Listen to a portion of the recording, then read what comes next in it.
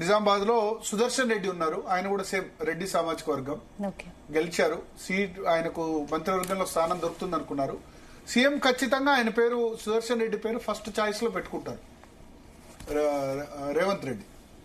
అయితే నిజామాబాద్ జిల్లా నుంచే మదన్ మోహన్ కూడా అడుగుతున్నారు స్పందన. మదన్ మోహన్ రావు ఎర్రబెల్లి దయాకర్ రావు అల్లుడు, ఆయన వెల్మ సామాజిక వర్గం. వెల్మ సామాజిక వర్గానికి జూపల్లి కృష్ణారావు ఒకళ్ళు ఉన్నారు, ఇంకొక బెర్త్ కోసం అడుగుతున్నారు. అయితే మదన్ మోహన్ రావుకు పోటీ ఆదిలాబాద్ లో ప్రేమ్ సాగర్ రావు కూడా ఉన్నారు. ఆయన వెల్మ, ఈయన వెల్మ. సో నిజామాబాద్ లో ఒకవేళ అక్కడ ఆదిలాబాద్ లో ప్రేమ్ సాగర్ రావుకి వస్తే ఇక్కడ మదన్ మోహన్ రావుకు అవకాశం దొరకదు. మోస్ట్లీ నిజామాబాద్ సుదర్శన్ రెడ్డికి ఎక్కువ అవకాశం మనకు కనిపిస్తుంది ఒకవేళ గనక మంత్రివర్గంలో నిజామాబాద్ జిల్లా గనక ప్రాతినిధ్యం కల్పించదుంటే. ఇక ఆదిలాబాద్ జిల్లా, ఉమ్మడి ఆదిలాబాద్ జిల్లాలో ఇద్దరు ప్రముఖంగా పోటీ పడుతున్నారు. వివేక్ వెంకటస్వామి ఎస్సీ మాల సామాజిక వర్గం నుంచి ఆయన గట్టిగా పోటీ పడుతున్నారు. హైకమాండ్ ఆయనకు అష్యూరెన్స్ ఇచ్చింది ఎన్నికల ముందే.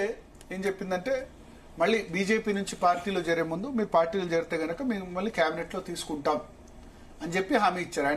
ఆయనకి కొడుక్కి ఎంపీ సీటు, ఈయనకి ఎమ్మెల్యే సీటు, తర్వాత బ్రదర్ వినోద్ కూడా ఎమ్మెల్యేగా గెలిచారు. ఆయన పార్టీ వీడలేదు, పార్టీలో మళ్ళీ కాంగ్రెస్ పార్టీలో వీళ్ళకంటే ముందే జాయిన్ అయ్యారు. అయితే వినోద్ కూడా అడుగుతున్నారు మంత్రివర్గంలో చోటు, తనకు అవకాశం కల్పించండి, ఎందుకంటే వివేక్ ఆయన పార్టీ మారొచ్చారు.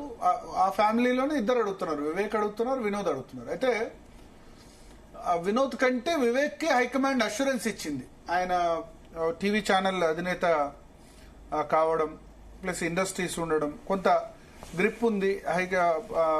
పెద్దపల్లి పార్లమెంట్ లో చాలా పెద్ద ఎత్తున పట్టు ఉంది. పెద్దపల్లి పార్లమెంట్ పరిధిలోనే ఆయన కుమారుడు వంశీ ఎంపీగా ఉన్నారు. సో హైకమాండ్ ఇచ్చిన హామీ మేరకు తనకు అవకాశం దొరుకుతుంది. ప్లస్ ఎస్సీ వర్గీకరణ చేశారు కాబట్టి ఇప్పుడు ఎస్సీ వర్గీకరణ వల్ల మాదిగల్ని సంతృప్తి పరిచారు.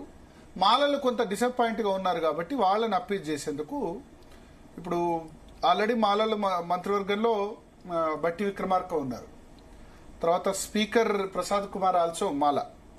బట్ ఇంకొకటి కూడా మరి మళ్ళీ ఇస్తారా అంటే మాలల్ని సాటిస్ఫై చేసేందుకు ఇంకొకటి కూడా ఇస్తారా కేబినెట్ లో అన్నది చూడాలి. అయితే హైకమాండ్ నుంచి అయితే అష్యూరెన్స్ ఉన్నట్టుగా తెలుస్తుంది వివేక్ వెంకటస్వామి. సో ఆదిలాబాద్ జిల్లాలో ఆయనకు దొరకొచ్చు. అయితే రేవంత్ రెడ్డి కూడా సపోర్ట్ చేయొచ్చు వివేక్ వెంకటస్వామికి బెర్త్ విషయంలో.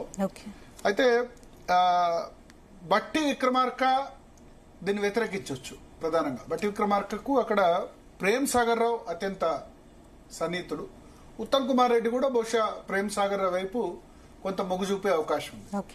బట్టి విక్రమార్క అండ్ ఉత్తమ్ కుమార్ రెడ్డి, ఎందుకంటే బట్టి విక్రమార్క పాదయాత్ర మొదలు పెట్టిందే ఆదిలాబాద్ జిల్లాలో ప్రేమ్ సాగర్ రావు సహకారంతో. సో ఆయనకు ఒక ఛాయిస్ ఇచ్చి మీరు మంత్రివర్గంలో ఒక వ్యక్తిని పెట్టండి అంటే ఆయన కోరుకునే పేరు ఫస్ట్ ప్రేమ్ సాగర్ రావు, బట్టి విక్రమార్క. సో అందుకని మంచిర్యాల నుంచి ఎమ్మెల్యేగా ఉన్న ప్రేమ్ సాగర్ రావు వెల్మ సామాజిక వర్గానికి సంబంధించిన వ్యక్తి, ఆయన కూడా రేసులో ఉన్నారు. వాళ్ళ తరపు వాదన ఏంటంటే ఆల్రెడీ వివేక్ ఫ్యామిలీలో 3 ఉన్నాయి, ముగ్గురికి అవకాశం దక్కింది. వినోద్ ఎమ్మెల్యేగా ఉన్నారు, వివేక్ ఎమ్మెల్యేగా ఉన్నారు, ఎంపీగా ఆయన కొడుకు వంశీ ఉన్నారు. కాబట్టి ముగ్గురు ఉన్నారు. కాబట్టి మా మంత్రివర్గంలో కూడా మళ్ళీ వాళ్ళకి అవకాశం ఇస్తే అది కరెక్ట్ కాదు. మేము మొదటి నుంచి పార్టీలో ఉన్నాం కదా, ప్రేమ్ సాగర్ రావు 2007 ఆ టైంలో ఎమ్మెల్సీగా ఉన్నారు. ఆదిలాబాద్ జిల్లాలో కాంగ్రెస్ పార్టీకి పెద్ద దిగ్గా ఉన్నారు కాబట్టి ఆయన తనకు అవకాశం కల్పించమని అడుగుతున్నారు. సో దీనిలో బట్టి విక్రమార్క ఛాయిస్ ఒకళ్ళు ప్రేమ్ సాగర్ రావు అయితే హైకమాండ్ కోటాలో వివేక్ ఆశిస్తున్నారు. అట్లాగే రేవంత్ రెడ్డి కూడా వివేక్ ను మంత్రివర్గంలో తీసుకునేందుకు ప్రధానంగా చూడొచ్చు. సో ఇప్పుడు ఆ మంత్రివర్గంలో ప్రాతినిధ్యం లేని జిల్లాలు 4 జిల్లాలకు సంబంధించిన డిస్కషన్